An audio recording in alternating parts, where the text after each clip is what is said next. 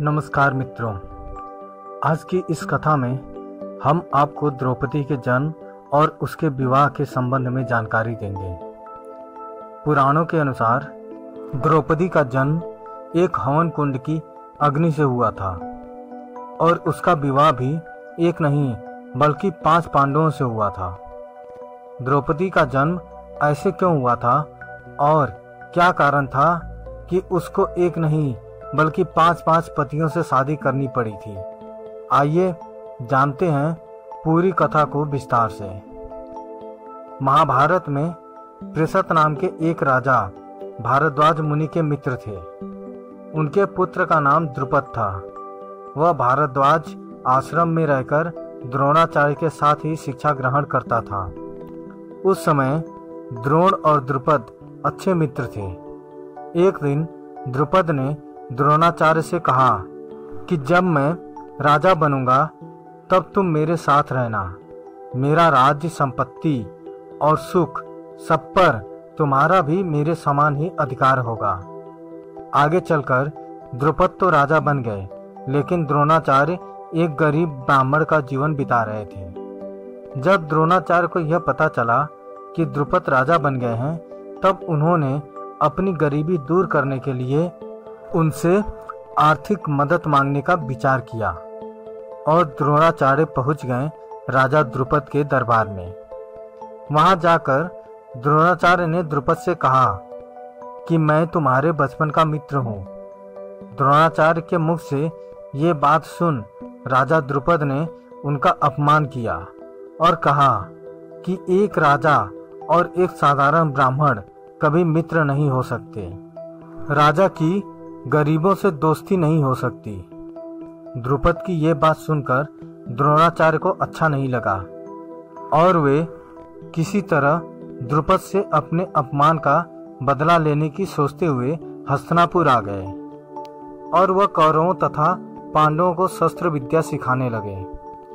गुरु द्रोणाचार्य द्रुपद द्वारा किए गए अपने अपमान को भूल नहीं पाए। इसलिए जब पांडवों और कौरवों ने शिक्षा समाप्ति के पश्चात गुरु द्रोणाचार्य से गुरु दक्षिणा मांगने को कहा, तो उन्होंने उनसे गुरु दक्षिणा में राजा द्रुपद को बंदी बनाकर अपने समक्ष प्रस्तुत करने को कहा। पहले कौरव राजा द्रुपद को बंदी बनाने के लिए गए, पर वे द्रुपद से हार गए। कौरवों के पराजित होने के बाद पांडव गए और उन्होंने द्रुपद को बंदी बनाकर द्रोणाचार्य के समक्ष प्रस्तुत किया।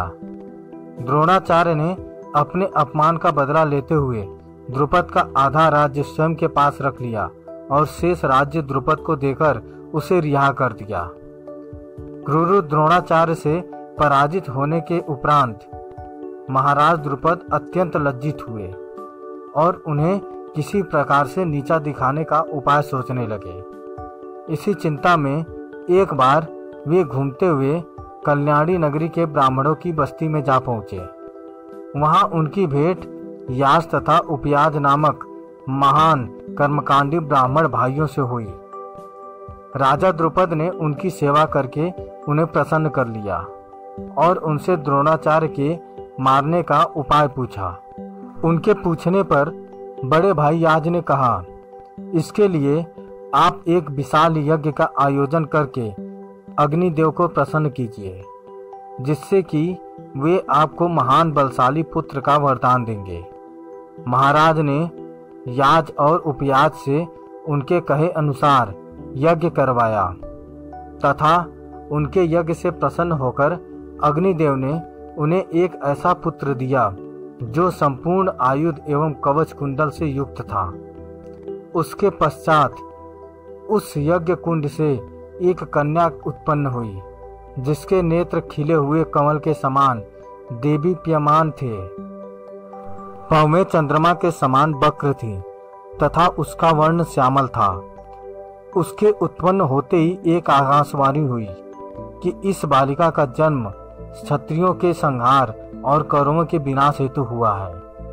बालक का नाम धृष्टद्युम्न एवं बालिका का नाम कृष्णा रखा गया, जो कि राजा द्रुपद की बेटी होने के कारण द्रौपदी कहलाई।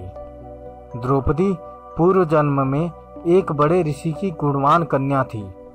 वह रूपवती, गुणवती तथा सदाचारिणी थी, लेकिन पूर्व जन्मों के कर्मों के कारण किसी ने उसे पत्नी के रूप में स्वीकार नहीं किया। इससे दुखी होकर वह तपस्या करने लगी। उसकी उग्र तपस्या के कारण भगवान शिव प्रसन्न हुए और उन्होंने द्रौपदी से कहा, तू मनचाहा वरदान मांग ले। इस पर द्रौपदी इतनी प्रसन्न हो गई कि उसने बार बार कहा, मैं सर्वगुण युक्त पति चाहती हूँ। भगवान शंकर ने कहा, तूने मनचाहा पति पाने के लिए मुझसे 5 बार प्रार्थना की है, इसलिए तुझे दूसरे जन्म में 1 नहीं 5 पति मिलेंगे। तब द्रौपदी ने कहा, मैं तो आपकी कृपा से 1 ही पति चाहती हूँ। इस पर शिव जी ने कहा, मेरा वरदान व्यर्थ नहीं जा सकता है, इसलिए तुझे 5 पति ही प्राप्त होंगे। कुंती तथा पांडवों ने द्रौपदी के स्वयंवर के विषय में सुना तो वे लोग भी सम्मिलित होने के लिए धौम्य को अपना पुरोहित बनाकर पांचाल देश पहुंचे। कौरवों से छुपने के लिए उन्होंने ब्राह्मण वेश धारण कर रखा था तथा एक कुम्हार की कुटिया में रहने लगे। राजा द्रुपद द्रौपदी का विवाह अर्जुन के साथ करना चाहते थे। लाक्षागृह की घटना के सुनने के बाद भी उन्हें यह विश्वास नहीं होता था कि पांडवों का निधन हो गया है। अतः द्रौपदी के स्वयंवर के लिए उन्होंने यह शर्त रखी थी कि निरंतर घूमते हुए यंत्र के छिद्र में जो भी वीर निश्चित धनुष की प्रत्यंचा पर चढ़ाकर दिए गए 5 बाणों से छिद्र के ऊपर लगे लक्ष्य को भेद देगा, उसी के साथ द्रौपदी का विवाह कर दिया जाएगा। ब्राह्मण वेश में पांडव भी स्वयंवर स्थल पर पहुंचे। कौरव आदि अनेक राजा तथा राजकुमार तो धनुष की प्रत्यंचा के धक्के से ही भूमिसात हो गए। कर्ण ने धनुष पर बाण तो चढ़ा लिया, किंतु द्रौपदी ने सूत पुत्र से विवाह करना नहीं चाहा। अतः लक्ष्य भेदने का प्रश्न ही नहीं उठा। अर्जुन ने छद्म वेश में पहुंचकर लक्ष्य भेद दिया तथा द्रौपदी को प्राप्त कर लिया। कृष्ण उसे देखते ही पहचान गए। शेष उपस्थित व्यक्तियों में यह विवाद का विषय बन गया कि ब्राह्मण को कन्या क्यों दे दी गई। अर्जुन तथा भीम के रण कौशल तथा कृष्ण की नीति से शांति स्थापित हुई तथा अर्जुन और भीम द्रौपदी को लेकर डेरे पर पहुंचे।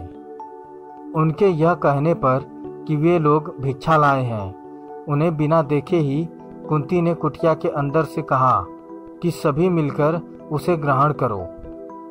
पुत्र वधू को देखकर अपने वचनों को सत्य रखने के लिए कुंती ने 5 पांडवों को द्रौपदी से विवाह करने के लिए कहा। द्रौपदी का भाई धृष्टद्युम्न उन लोगों के पीछे पीछे छुपकर आया था। वह यह तो नहीं जान पाया कि वे सब कौन हैं, पर स्थान का पता चलाकर पिता की प्रेरणा से उसने उन सबको अपने घर पर भोजन के लिए आमंत्रित किया। द्रुपद को यह जानकर कि वे पांडव हैं बहुत प्रसन्नता हुई, किंतु यह सुनकर विचित्र लगा कि वे 5 द्रौपदी से विवाह करने जा रहे हैं। तभी व्यास मुनि ने अचानक प्रकट होकर एकांत में द्रुपद को उन 6 के पूर्व जन्म की कथा सुनाई कि एक बार रुद्र ने इन 5 इंद्रों को उनके दुर्भिमान स्वरूप यह शाप दिया था कि वे मानव रूप धारण करेंगे। उनके पिता क्रमशः धर्म, वायु, इंद्र तथा अश्विनी कुमार होंगे। भूलोक पर उनका विवाह स्वर्गलोक की लक्ष्मी के मानवीय रूप से होगा। वह मानवी द्रौपदी तथा वे 5 इंद्र पांडव हैं। व्यास मुनि के व्यवस्था देने पर द्रौपदी का विवाह क्रमशः 5 पांडवों से कर दिया गया। इस तरह से 5 पांडवों से विवाह करके द्रौपदी पांचाली कहलाई।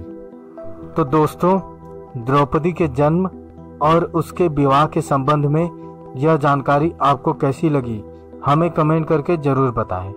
अगर अच्छी लगी तो शेयर करें, सब्सक्राइब करें और लाइक करें। धन्यवाद।